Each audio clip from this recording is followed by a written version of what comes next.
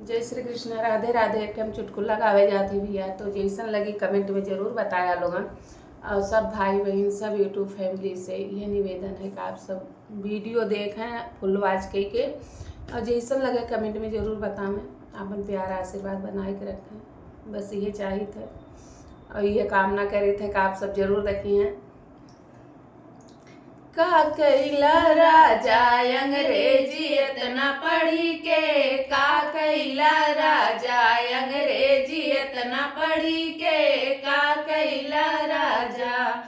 आयल सिपहिया दुअरवा पे चढ़ी के, का कैला राजा अंग्रेजी इतना पढ़ी के, का कैला राजा अंग्रेजी इतना पढ़ी के, का कैला राजा।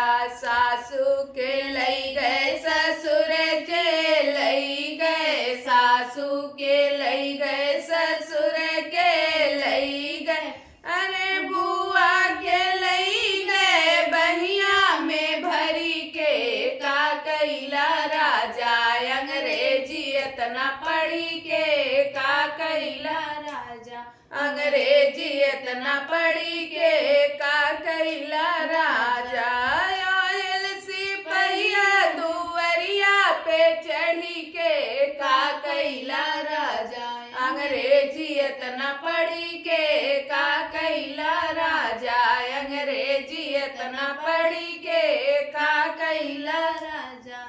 जेठ जे के लई गए जेठानी के लई गए, जेठ के लई गए जेठानी के लई गए, जेठ के लई गए जेठानी के लई गए, अरे बहनी के लई गए गोदिया में भरी के, का कैला राजा अंग्रेजी इतना पढ़ी के, का कैला राजा अंग्रेजी इतना पढ़ी के, का कैला राजा।